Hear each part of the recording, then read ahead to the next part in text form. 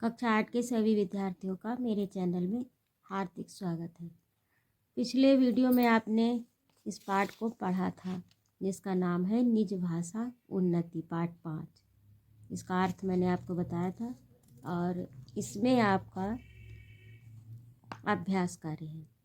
तो ये जो है ये लिखा किसने है, ये कविता, ये जो रचना है ये भारतेंदु हरिश्चंद्र की है। इसमें इन्होंने दोहा और पद लिखा।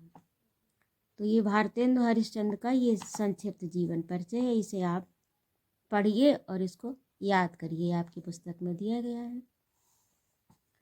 और अगला है आपका शब्दार्थ। तो शब्दार्थ में मूल, मूल अर्थात आधार, जड़। शूल अर्थात पीड़ा, विलंब, देर। जत्न यानी यत्न और प्रयास। भृत्यन, भृत्यन का अर्थ होता है सेवक। और अगला है बीच में, मध्य, बीच में। वेग माने शीघ्र, प्रवीण माने कुशल और हीन माने अधूरा, रहित, बिन साई हुई, पूज्य पूरा हुआ। जवन यानी यवन, आरज आर्य, आर्यों को आरज कहा है, यवन को जवन कहा है। तो इस प्रकार से ये आपके शब्दार्थ हुए। इन्हें आपको अपनी पुस्तक में लिखना है और याद करना है। अपनी अभ्यास पुस्तिका में लिखना है और याद करना है। अगला आपका प्रश्न अभ्यास में है कुछ करने को। तो कुछ करने में जो है ये आपको स्वयं करना है। इसे पढ़िए। निम्नांकित स्थितियों पर छोटे समूह में चर्चा करिए। आप लोग आपस में अपने मित्रों के साथ बैठिए और इस प्रकार की चर्चा कीजिए। प्रश्न संख्या 2 में है कवि ने फूट के कारण होने वाले विनाश के अनेक उदाहरण दिए हैं, यथा जैसे रावण और विभीषण की फूट के कारण लंका का नाश, और कौरव और पांडवों की फूट के फलस्वरूप महाभारत का युद्ध। पृथ्वीराज और जयचंद की आपसी फूट के कारण यवनों का भारत आगमन। इन विषयों पर शिक्षक और शिक्षिका के साथ चर्चा करके फूट के कारण और उनके दुष्परिणामों को संक्षेप में लिखिए। तो ये कहानियाँ आपको पता है, इतिहास में आपने पढ़ा है, तो इन पर आप संक्षिप्त में लिखिएगा। और यदि आपको कोई दिक्कत आती है, कोई कठिनाई आती है, तो कृपया मेरे कमेंट बॉक्स में लिखिएगा।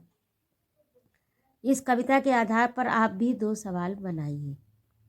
तो ये आपका कार्य है। विचार और कल्पना भी आपका ही कार्य है। यदि आपको अपनी बात हिंदी, संस्कृत अथवा अंग्रेजी में से किसी एक भाषा में कहने के लिए की जाए तो आप किस भाषा को चुनेंगे?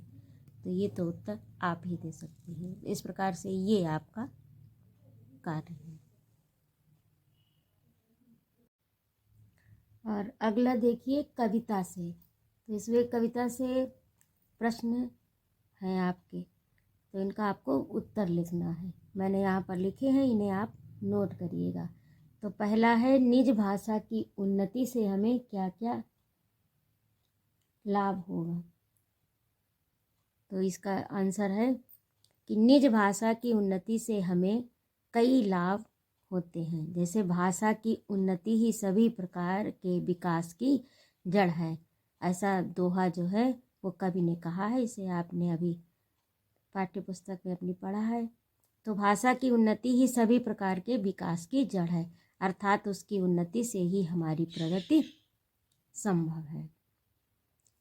और अगला है हमें अपनी भाषा का प्रचार। अगला प्रश्न है हम अपनी भाषा का प्रचार कहाँ कहाँ करना चाहिए। तो इसका आंसर है हमें अपनी भाषा का प्रचार शासन प्रशासन के साथ साथ पूरे संसार में करना चाहिए। और नंबर 3 पर है हमें अपनी भाषा के अतिरिक्त कवि ने अपनी भाषा के अतिरिक्त किसको किसको बढ़ाने की बात कही है।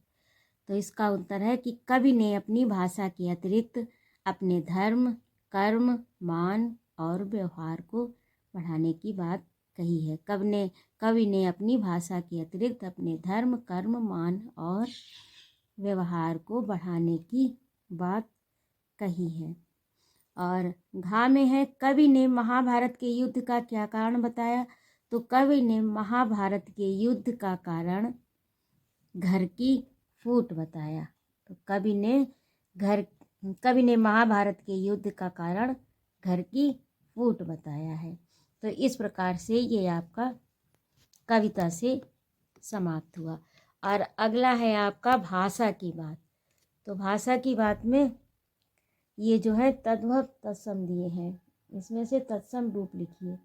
तो ये अशुद्ध रूप है और इनको शुद्ध करना है। तो कर्म का होगा कर्म, यद्यपि का यद्यपि, सुवर्ण का सुवर्ण, हिय का हृदय, और मीत का मित्र, धर्म का धर्म। इस तरह से आपके ये हो गए। कर्म का कर्म, यद्यपि का यद्यपि इस तरह से लिखा जाएगा। सुवर्ण का सुवर्ण, हिय का हृदय, मीत का मित्र और धर्म का धर्म। तो इस तरह से ये आपका पाठ पूरा हुआ। अगले वीडियो में मैं उपस्थित होती हूँ आपका अगला पाठ लेकर। जय माँ भारती।